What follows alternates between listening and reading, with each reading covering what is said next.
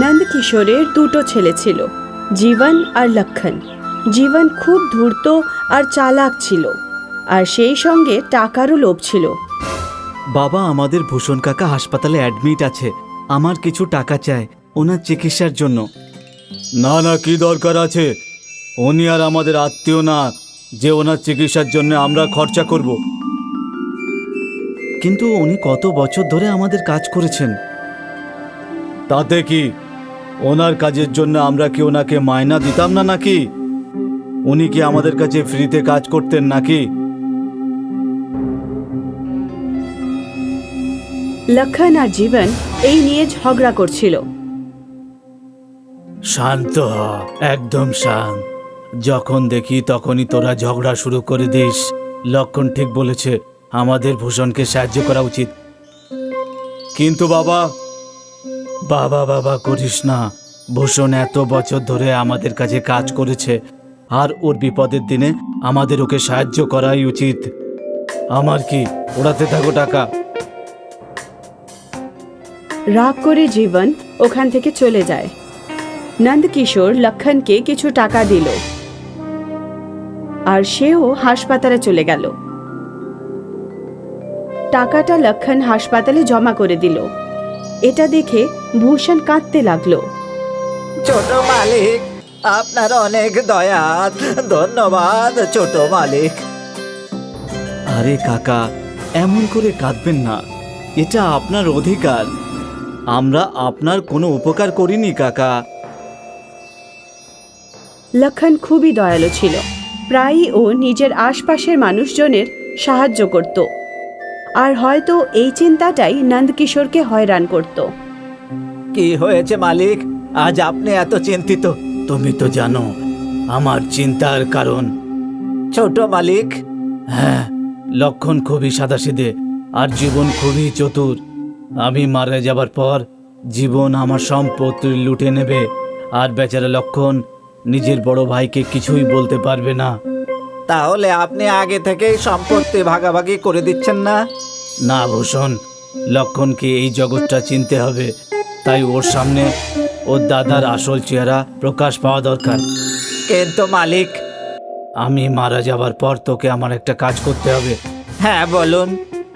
এই কলসিটা তুই নিজের কাছে রেখে দে। আমি মারা যাবার পর জীবন আর লক্ষণকে এই বাড়ি থেকে বের করে দেবে। এই কলসিটা তুই লক্ষণকে দিবি, আর বলবি এতে রাখা কয়েন মাটিতে পুঁততে দিতে। এই কয়েনের মাধ্যমে যে ফসল হবে তাতে লক্ষণের জীবন চলে যাবে। যেমন আপনার ইচ্ছে মালিক। কয়েক মাস পরেই নন্দকিশোরের স্বর্গবাস হলো, আর তারপরে এলো ভাগাভাগির সময়। ভাগাভাগি একদম সমান হওয়া চাই। না, আমি বড় ছেলে, বুঝলে, সম্পত্তির উপরে আমার অধিকার বেশি হবে। এটা তো অন্যায়। ন্যায় অন্যায় আমি জানি না, কিন্তু যেহেতু আমি হলাম বড় ছেলে, তাই সম্পত্তির ভাগ আমার বেশি পাওয়া উচিত। এই সম্পত্তি আমার অধিকার বেশি। এটা অন্যায়, আমার এটা সমর্থন করব না। দাদা যেমনটা বলছেন সেটাই করাই ঠিক হবে। ওর যাতে সম্পত্তি চায় ওকে দিয়ে দিন। কিন্তু বাবু, বাবাই যখন নেই তখন এইসব দিয়ে আমি কি করব? জীবন সব সম্পত্তি নিজের নামে জোর করে নিয়ে নিল নিজের নামে। মাত্র একটা ছোট্ট জমি লক্ষণের নামে করে দিল। লক্ষণ, তুই কিভাবে চলবি? নিজের অধিকারের জন্য তোর লড়াই করা উচিত। যতদিন আমার বাবা ছিল আমি লড়তে পারতাম, সেটাই আমার সবচেয়ে বড় সম্পত্তি ছিল। দাদাকে দেখুন, বাবা যেতে না যেতেই ওর ব্যবহার পাল্টে গেছে। গিরগিটির মতো সম্পত্তির ওপরে চোখ রেখে বসে আছে। এখন ওর সাথে এক বাড়িতে থাকতেও আমার ইচ্ছে করে না। ঠিক আছে বাবু, যেমন তোমার ইচ্ছে। লক্ষণ ওর জিনিসপত্র নিয়ে ওই জমির কুটিরে চলে গেল। ওই কুটিরটা ভাঙা অবস্থায় ছিল। সেখানে থাকায় যা না কষ্ট, তার থেকে বেশি ওর কষ্ট হচ্ছিল দাদার ব্যবহারে।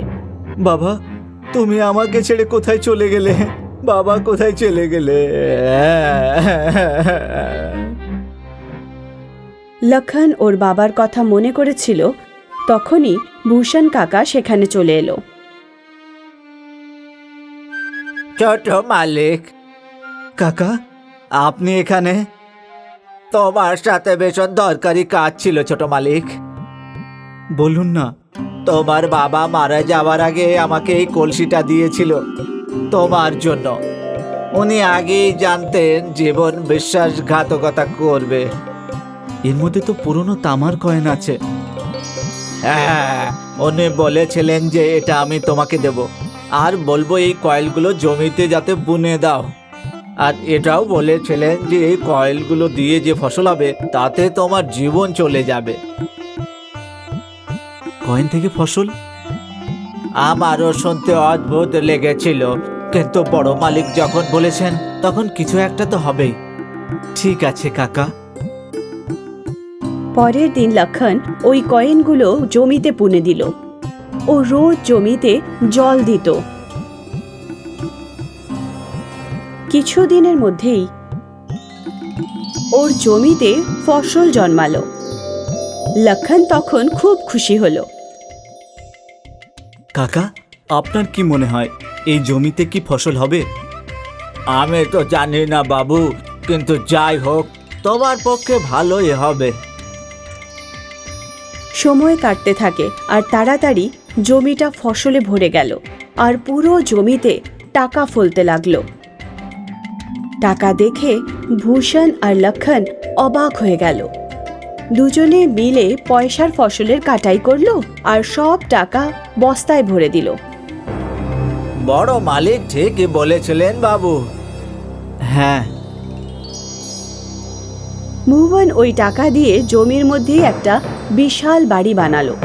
তাড়াতাড়ি এই কথাটা আগুনের মতো ছড়িয়ে পড়ল। জীবন যখন টাকার জমির ব্যাপারে জানতে পারল তখনও হিংসায় জ্বলতে লাগলো। যদি ওই টাকার জমিটা আমার হতো, সারা জীবন টাকা ফলতে থাকতো, আমার কোনো কাজ করার দরকারই হতো না। একবার লক্ষণের সাথে কথা বলে দেখি। জীবন লক্ষণের কাছে গেল।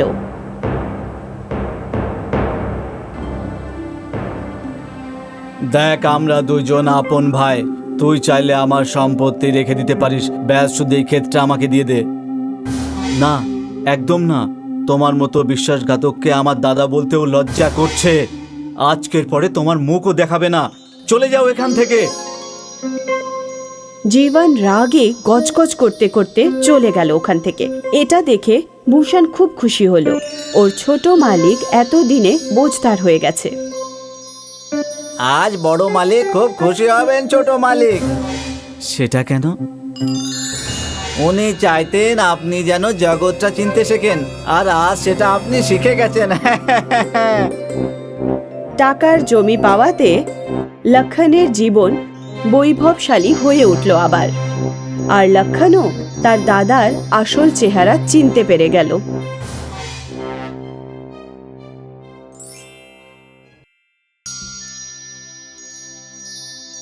পাপ্পুর বাবা মা একদিকে গরিব ছিল, কিন্তু তারা তাদের ছেলেকে মানুষ করার জন্য কিছু কমতি করেননি। পাপ্পু এমন কিছু সুযোগ সুবিধে পেত যেগুলো বড়লোক বাড়ির ছেলেরাই পায়।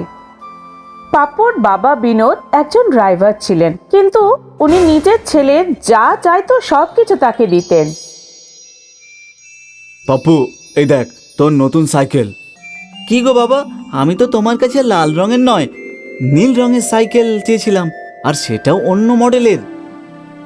ওই সাইকেলটা তো অনেক দামি ছিল, আমার কাছে তো অত টাকা ছিল না বাবা। তাই আমার বাজেট অনুযায়ী যে সাইকেল পেলাম সেটাই আমি নিয়ে এলাম। কিন্তু বাবা, আমাকে একবার জিজ্ঞেস তো করতে পারতে। এইভাবে পাপ্পু বারবার তার সামর্থ্যের থেকে বেশি দামি জিনিস চাইতো। তার মা বাবা যতটা সম্ভব ততটা সবই করত। এইভাবে পাপ্পু বড় হলো। সে লেখাপড়া শিখলেও এখনো পর্যন্ত কোনো চাকরি পেল না। মা, আমি যখন ভালো চাকরি পাবো তখন তোমাকে আর বাবাকে ওয়ার্ল্ড ট্যুরে নিয়ে যাব। কি করে নিয়ে যাবে? এখনো পর্যন্ত তুমি কতগুলো চাকরি ইন্টারভিউ দিয়েছো? অনেকগুলো। তাহলে এখনো পর্যন্ত তুই চাকরি পেলি না কেন? আমি কি জানি, কারণ তুই চাকরি পাওয়ার যোগ্যই নোস। এখানেই কোথাও কোথাও ছোটখাটো কাজ জোগাড় করে নে। আর কতদিন বসে বসে খাবি তুই? এই শুনে পাপ্পু হতাশ হয়ে বাড়ি থেকে বেরিয়ে গেল। পাপ্পু তার প্রিয় বন্ধু কিশোরের কাছে গেল। আজ মনে হচ্ছে তোর বাবা আবার তোর ক্লাস নিয়ে নিয়েছে। এছাড়া উনি আর কী বা করবেন বল? এতদিনে এত টাকা রোজগার করব যে উনি দেখতেই থাকবেন। সব বাবাই এরকমই হয়, সবারই তাদের ছেলেদের নিকম্মা মনে হয়। একজন আমার বাবা সারাদিন খিটখিট কিটকিট, আমি তো বিরক্ত হয়ে গেছি রে। আরে ভাই এসব ছাড়, আমরা কেন নিজেদের মেজাজ খারাপ করব? চল ক্যারাম খেলি। পাপ্পু তার বন্ধুর সাথে ক্যারাম খেলতে বসে গেল। এটা সবসময়ের ব্যাপার ছিল। যখনই বিনোদ পাপ্পুকে বকতো তখনই ও বাড়ি থেকে বেরিয়ে কিশোরীর কাছে চলে আসতো এবং তারা দুজন ক্যারাম খেলতো। ওদিকে বিনোদ পাপ্পুর ব্যাপারে ভেবে বিরক্ত হয়ে যেত। তুমি শুধু শুধুই পাপ্পুকে এত বকো, ও ঠিক চাকরি পেয়ে যাবে। আমি ওর শত্রু নই, আর আমি ওর খারাপও চাই না। ও তাড়াতাড়ি কাজ করতে শুরু করে দিক, আমি শুধু এটাই ইচ্ছে। তুমি চিন্তা করো না, ও ঠিক বুঝে নেবে। বিনোদ মাঝে মধ্যে হাসপাতালে যেত। নিজের অসুখের কথা সে তার পরিবারের কাছে লুকিয়ে রেখেছিল। স্যার, আপনার ক্যান্সার বেড়েই যাচ্ছে। যদি তাড়াতাড়ি অপারেশন না হয় তাহলে আপনার প্রাণ সংশয় হতে পারে। আমি কিছু করছি স্যার। যখনই বিনোদ হাসপাতাল থেকে বাড়ি ফিরত তখনই সে ভাবত যে ওর মৃত্যুর পর লতা আর পাপ্পু কিভাবে বাঁচবে। এটা ভেবে সে পাপ্পুকে বকত। ওর ইচ্ছে ছিল ওর মৃত্যুর আগেই পাপ্পু নিজের পায়ে দাঁড়িয়ে যাক, কিন্তু পাপ্পু তো তার জেদ নিয়েই থাকতো। সে তার বাবার অসুখের ব্যাপারে কিছুই জানতো না। তারপর একদিন বিনোদের শরীর বেশি খারাপ হয়ে গেল। তাকে হাসপাতালে ভর্তি করা হলো। আপনার বাবার ক্যান্সার হয়েছে, আর সেটাও একেবারে শেষ পর্যায়ে। আমি ওনাকে অনেকবার অপারেশনের পরামর্শ দিয়েছি, কিন্তু সম্ভবত ওনার কাছে টাকা ছিল না, তাই উনি নিজের অপারেশন করাতেই পারেননি। এই শুনে পাপ্পু ভেঙে পড়ল। সে তার বাবার এই সত্যিটার ব্যাপারে কিছুই জানতো না। তার খালি মনে হতো যে বাবা তাকে শুধু শুধুই বকছে, কিন্তু ও জানতো না যে ওর বাবার কাছে সময় খুব কম ছিল। ও ডাক্তারের কাছে গেল। আমার বাবাকে বাঁচানোর কি আর কোনো উপায়ই নেই? একটাই উপায় আছে, আর সেটা হলো অপারেশন, কিন্তু তার জন্য 5 লাখ টাকা লাগবে। আপনি যদি এই টাকা 2 দিনের মধ্যে জমা করতে পারেন তাহলে সম্ভবত আপনার বাবা বেঁচে যাবেন। 5 লাখ? পাপ্পু তার বাবাকে দেখতে বাবার ঘরে গেল। সেখানে লতা কেঁদে কেঁদে নিজের অবস্থা খারাপ করে ফেলেছিল। কি বললেন ডাক্তার বাবু? 5 লাখ টাকা লাগবে বাবার অপারেশনের জন্য। এত টাকা কোথা থেকে আসবে? আজ পর্যন্ত তুমি আমার সব ইচ্ছে পূরণ করেছো, এবার আমার পালা। আমি যেভাবেই হোক বাবার জীবন বাঁচাবই। পাপ্পু, পাপ্পু। যেমন করেই হোক বাবার জীবন বাঁচানোই পাপ্পুর লক্ষ্য হলো। সে দিশাহীনভাবে এদিক ওদিক ঘুরতে লাগলো। ঘুরতে ঘুরতে সে একটা মন্দিরের কাছে পৌঁছলো। ওর চোখ থেকে জল পড়ছিল। হঠাৎই ওর সামনে এক সাধু বাবা এসে দাঁড়ালো। আমি এখানে তোর জন্যই এসেছি পাপ্পু। দক্ষিণের পুরনো গুহার ভিতরে গিয়ে ওখানে জল ছড়িয়ে দে, আর যখন দেবদূত ওখানে আসবেন তখন ওনার প্রশ্নের উত্তর দিবি। যদি তুই ওই সঠিক উত্তর দিস তাহলে টাকার বৃষ্টি হবে, বৃষ্টি। এই বলে সাধু বাবা অদৃশ্য হয়ে গেল। পাপ্পু বুঝতে পারছিল না যে এসব সত্যি ছিল নাকি স্বপ্ন, কিন্তু বাবার চিকিৎসার জন্য তার টাকার প্রয়োজন ছিল, তাই সে ওই গুহার খোঁজে বেরিয়ে পড়ল। যেতে যেতে রাত হয়ে গেল। দূরে ও একটা গুহা দেখতে পেল যেটা খুব নিস্তব্ধ ছিল। পাপ্পুর খুব ভয় করছিল, কিন্তু তার কাছে আর কোনো উপায় ছিল না। ও গুহার ভেতরে ঢুকলো। ওর হাতের কলসিতে জল ছিল। ও সেই জল পাথরের ওপর ঢেলে দিল। জল ঢালতেই একজন দেবদূত সেখানে উপস্থিত হলেন। তুমি আমাকে ডেকেছ, এবার আমার প্রশ্নের উত্তর দাও, না হলে তুমি মরে যাবে। এই শুনে পাপ্পু ঘাবড়ে গেল। ভগবান সকলের সাথে থাকতে পারে না। ওনার দুজন দূত আছেন যাদের সাথে উনি থাকেন। তারা কে? এই প্রশ্ন শুনে পাপ্পু চিন্তায় পড়ে গেল। ও ভাবছিল এই দূত কারা হতে পারে। হঠাৎই ওর মনে হলো যে ওর সব ইচ্ছে ওর মা বাবাই পূরণ করেছে।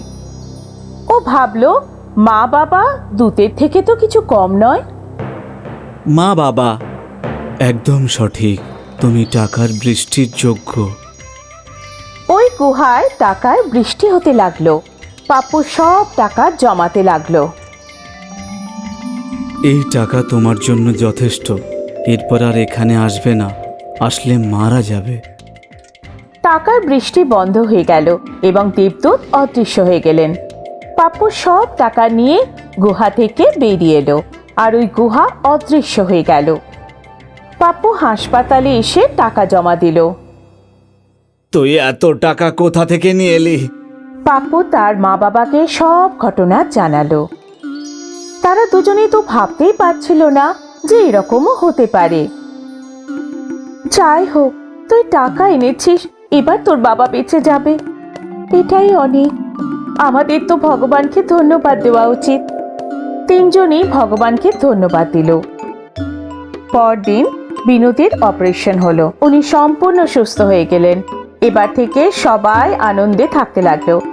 কথায় বলে না, শেষ ভালো তো সব ভালো।